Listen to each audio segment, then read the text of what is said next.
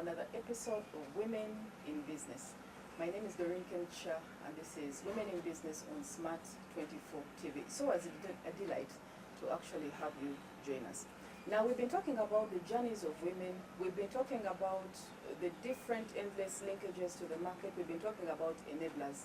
On this particular episode, we bring you a particular guest who will be giving us insight into the entire value addition. Not only just value addition, but linkages to the market, how they have come together as a platform for women in agribusiness and what they are doing right now, their challenges. We want to welcome our dear guest, Joyce Atwire, who is the country director for AWAN and is also the founder of Athari Ventures. Welcome, Joyce. Thank you. It's a delight to have you. Yeah, it's a pleasure to be with you here. It is. We love to support women. We love to highlight their stories, and we love to push you further to get out of the comfort zones. If at all you're further ahead than us, we expect that you will pull us up as you go along. So tell us a little bit about AWAN, because AWAN is African Women Agribusiness Network. African Women Agribusiness Network. How did it start?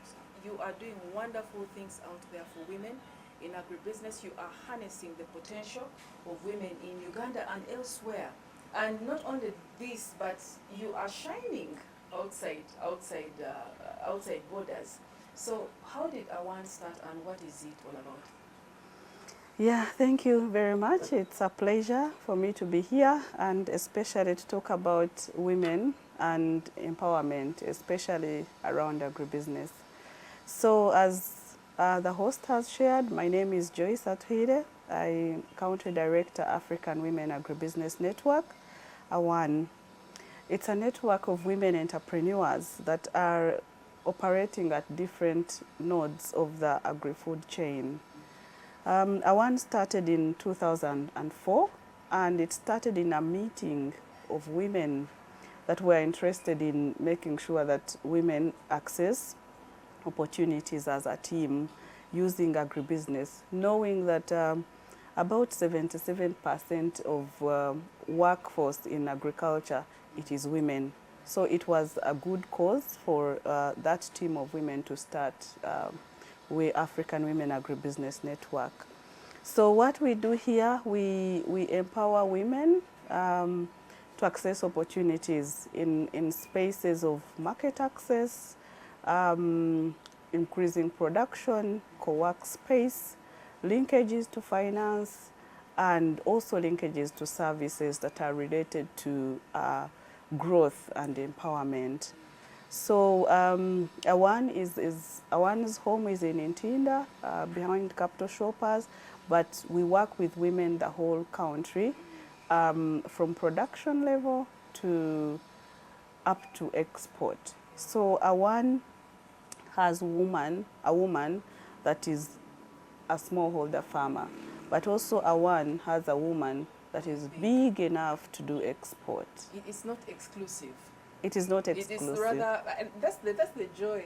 That's the joy with AWAN actually. The fact that it's not exclusive. It's very inclusive. Yes. One, because you get to see different groupings, or networkings, or platforms of women just categorically looking at particular processes. Yes. Either you are small, the small come together, the mid come together. There are those that are there, but the great thing that I like as well is that it's very holistic. You look at the entire value chain. Yes. To me, that is what does it for me, especially that you're working with farmers. Yes, so we are demonstrating that every woman in their space, they are very important to the food systems. So you find that the smallholder farmer is the producer of the raw material that a big woman needs to export. But also that small woman is able to produce for those who are doing value addition, as well as the exporters. So they are both important to each other, because without the smallholder farmer, the exporter won't stand. And without the big exporter, the smallholder farmer has no market. So we are facilitating the process to make sure that they all meet each other and they're all good to go. Everybody gets the opportunity to benefit from the chain. The wonderful thing about it is that you get to target the very small one. And I'll Yes. repeat that. You get to target the very small one as well as the big one. Why is it wonderful to us as women in business? One, as a program Women in Business on Smart 24 TV, we have seen very many small women, literally, especially rural, not even just rural, but urban based as well, being excluded Yes. from this. And you even have more proximity to services for the urban woman rather Yes, than the yes. rural woman. Yes. Now, when we're talking about agriculture, this is basically, in most cases, looking at the rural woman. How wide is Awan right now? How wide? Is it just within Tinda? Is it within the urban placement, or it's far? It's far out there. The fact that we work with all the women, those are the smallest woman who is a producer, and the big woman who is an exporter. So Awan works in all spaces. It works in the villages, but it also works in the city, because all spaces are important. Because the businesses that are here in the city, they need the raw materials that are deep in the village. So we work in the whole country. Just give us like where exactly can someone find because the woman out there is watching right now and should want to maybe tap into these facilities, tap into the trainings and the different resources that are available from Awan. So where can she find you at the moment?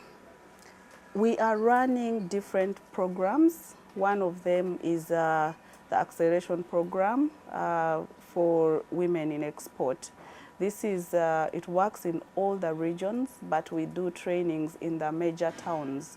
So we have trainings in Arua for the West Nile. We have trainings in Mbale for the Eastern Uganda, Fort Portal for the Western Uganda, and Kampala for the Central.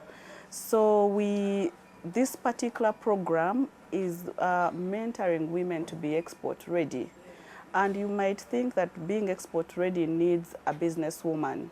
No, it needs both smallholder farmers and the women that are doing value addition and those that are in export. I like the way you say it so easily, export ready. Do you know how so complex, it used to be? Yes. You know how complex it used to be? Yes. That the woman down there in Zimbabwe or the woman down there in Rashamiri right now, to get to her and tell her, no matter how small you are, this is A, B, C, D that you need to do, Yes. and it's workable, it's achievable. Do you know how amazing that is? We are the ones that complicate things, but if a smallholder farmer is not export ready, then the exporter has no products. Because when we take an example of, let's say, hot pepper, if the producer does not use the right pesticide, if the producer does not use the right fertilizer, then the exporter has either aflatoxins or chemical residues, or they are exporting pests. Yes. So what Awan is doing is empowering right from the farmer, train them in the good agronomical practices, so that the exporter benefits from exporting the right product. Yes, we are also running market for smallholder farmers in Teso region. We are doing that in the 3 districts, especially in Kaperebion, Katakwi, and Amuria, and we are working in 4 value chains: soybean, pumpkins, G-nuts, and Hass avocado. The reason why we are working in those 4 value chains, we have worked with off-takers. They are preparing the farmers, and they are the buyers. So we have facilitated the process, and this project is running for 3 years, and we believe by the end of 3 years, those farmers will be ready even to tap into export market. Let's get some clarity. Awan comes in basically as a facilitator. You are like the bridge, right? Yes. Between the buyer, who is actually the exporter. Yes. That's true? Yes. And then the small farmer. Yes, specifically in the projects around market access. Yes. So because along the way, the farmers are producing products, I would say GNATs, they are not selling. But also there are buyers looking for the GNATs. Yes. So along the way we realized that the farmers are not producing the right variety. Exactly. Then what the buyers need. So what we are doing, we put the exporters and the farmers in the room. Together. Yes, the exporters explain what they need and the farmers explain the gaps. So we facilitate to make sure that the farmer gets the right inputs, the right seed. Then we sign an agreement and those farmers get assurance of the market. So we work with the buyers to get the aggregation centers to make sure that they are able to get the right products. And this was, to me, this all sounds so easy now. Yeah. You know, that's the part about it, that we can sit here and have this conversation when this sort of conversation couldn't happen 10, 20, 15 years ago. Yes. One, because the woman who had access to her 1, 2, 3 acres in Teso region, you know, all the different districts, right, would not really look at herself as someone who is going to be a key player in export. Yes. No, no. This mama who or mama who, wherever they are, Mama Sarah or Mama Ochen, wherever they are, because these are real women.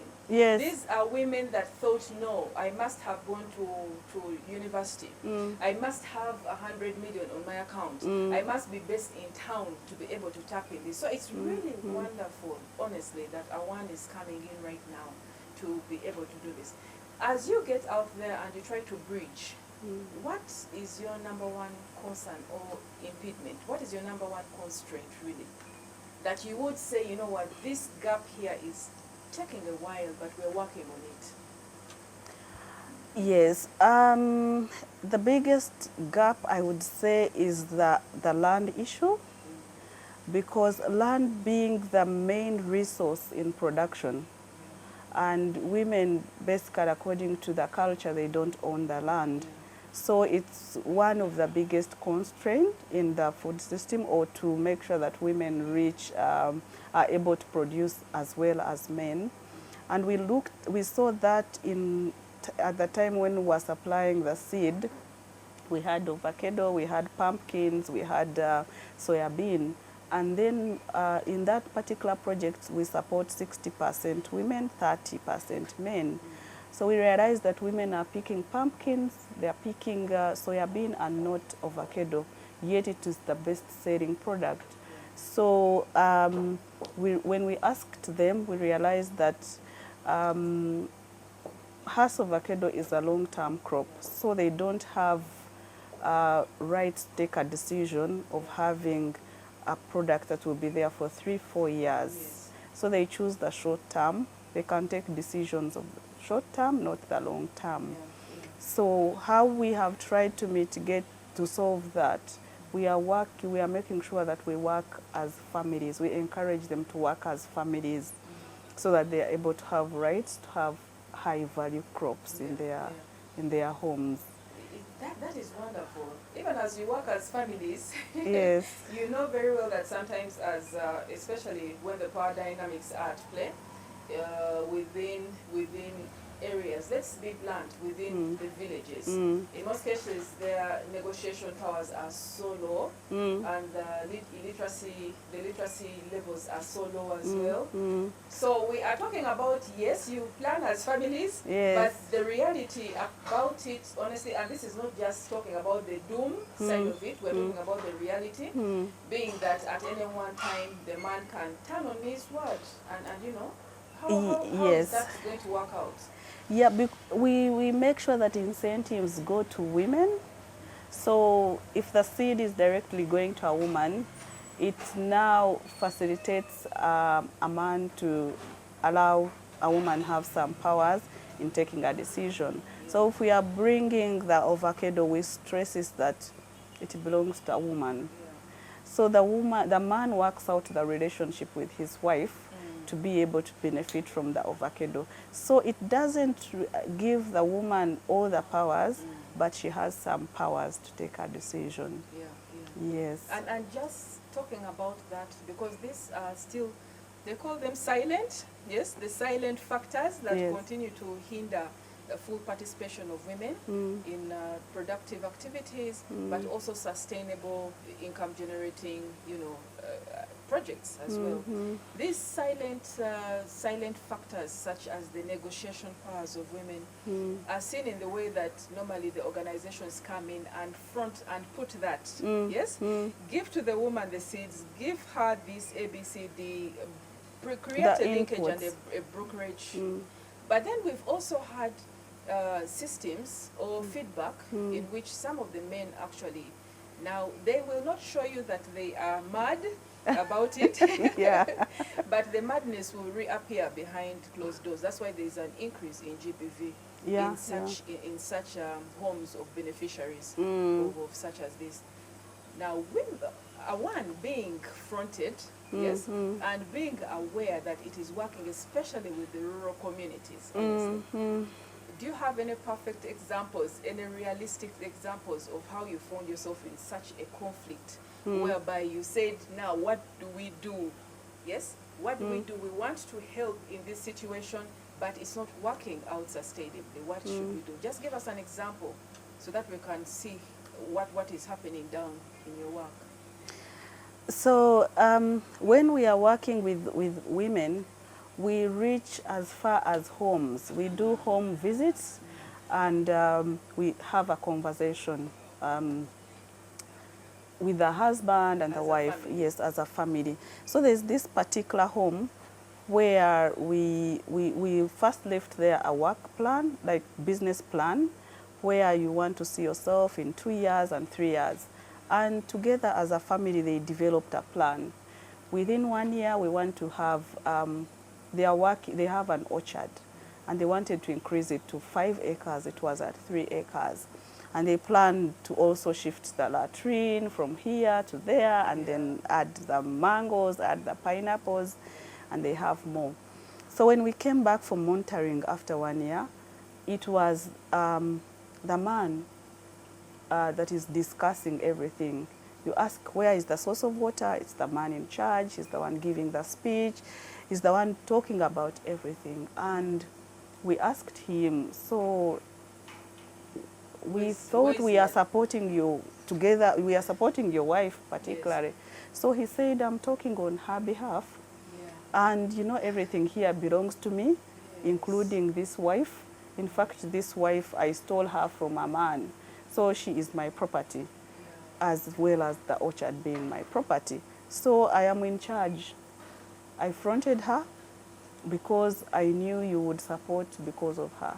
But in real case, everything here belongs to me, including the woman. And he was sending her like a child. Bring a cup, bring a spoon, go and pick mangoes. And that woman was very submissive. And when we interviewed the woman, she said she was happy to do that because that is what the culture shows. Yeah. Because that's when if she's not submissive to the husband, if she's not taken as a child, you know, she will be chased and she will be a disgrace to her family and to the village.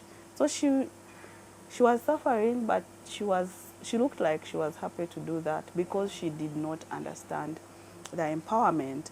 And we went ahead and asked her. She was carrying the 9th child, and that baby was about 2 months, and she was cooking the first meal of the day, and it was 1 p.m. So we asked her, do you know about family planning? Because we go as deep as that, because it affects the production process, it affects the business. And she said her husband is the one that takes the family planning for her. You know, she waits, and it has not been working all the time. She's pregnant, and she was the 4th wife, and she's having her 9th child. She doesn't understand family planning. She's being lied that the man takes family planning and it is refusing to work. And she's having her 9th child. So as we do economic empowerment, all that comes in. Then we needed to tell her, have you gone to a health center to understand how family planning is done? She says the husband gains information on her behalf in everything. Wow. Is this northern or northeast? In the east. It's in the east. Yes. Why was I thinking it's either northern or northeast? It's in the east. Yes. So, you know, some of these things, whereas you're looking at the bigger picture, you have Yes. a goal. Yeah. Yes, and this is why we have conversations like this on Women in Business. Mm. You have a particular goal that you're looking at, Mm. right? Mm. How do you delicately navigate this, such as using that particular example? Mm. Because you're not going to flatly come out and say, we would want to create a linkage right now, link you up for family planning. You know, you can't do that. Mm. At the end of the day, you're going to worsen something, she'll be beaten, she'll Yes, be, you know, yes, this and that. yes. So how do you navigate situations such as that? So what we do, we don't deal with that directly as a one, because we don't have a mandate to work in reproductive health. Yeah. So what we do, we inform the development agencies in that area that are in reproductive health to be able to deal with such problem, because it's a problem. Yeah. It's a health issue, but it affects the business, it affects development. Yes. Because she will spend, it's not good for her health. It isn't. Yeah, and the energy levels will go down and production will not happen and development will not happen. At the end of the day, those 9 children may not go to school. Yeah, so we link them with agencies that are in reproductive health. This is just one story of many. Yes. Don't you ever, Joyce, don't you ever get to a point with your team and lose hope? Do you ever get to a moment where, like, such as that scenario, where you sit back and say, what are we even up to? What are we up to? How do we even get out of this, you know? Actually, such scenarios, they give me more purpose to do this work. Yeah. It's a very sad moment, and the sad moment pushes you to do more. Yes. You're like, I have the information. How come this one is not aware? It encourages me to meet more, to add more, and work with more women so that this is removed. Because to me, it looks like basic knowledge, but to her, she doesn't, and she has no idea. Yes. So it encourages me to work more. It's an impetus. Yeah, yes. I asked myself one time when I was on one project, and I asked myself, are we, after looking at, you know, the workload and all the breakdown in what should be naturally there, and there's nothing, yes? And you look at the whole system and everything, the women from morning, that is 6:30, the women that I would see, and then by the time I would be coming back from that particular field, I would pass by the same women. That's around 6. Yes. Yes? And they're just beginning to pack up and leave. And I asked myself, are we really empowered? You know? Are we really empowered? I ruminated over that question so many times. Are we really empowered? You know, this empowerment, it depends on how you look at it. And empowerment is a process. It doesn't happen in one day. Yeah. For me, I feel we are empowered. I have worked with women in markets. They are seated in the market the whole day, Yes. morning to evening. They are selling cassava, they are selling potatoes, they are selling bananas. Yeah. But what makes me believe that they are empowered is that at the end of that day, their children are in Budo, their children are in Maryhill, they are in Ntare School. That is the empowerment. They are in Gayaza. Yeah. Much as they are sitting there, they are empowering, they are impacting in the next generation. So the measure right now, the indicators basically are based on a trickle down. Yes. And when it comes down, and this is where still the argument is sometimes, when it comes back, they will talk about the quality of life of the woman. Yes. And most of this quality of life, or the measurement, or the presence or absence of it, will get down to basically the ethos behind some of these programs and the projects that are there. Whereas most of them tend to look at the trickle down, yes? Empower a woman, the children will get into school. Empower a woman, the nutrition levels will increase. Empower a woman, the savings and blah, blah, blah, and all this will happen, yes? And we're also looking at basically the woman per se as an individual, the woman who has rights, the rights to proper decision making, the rights to ownership of assets, the rights to be able to walk in right now and say, you know what, can I have 5 million? Yes, and be able to access it.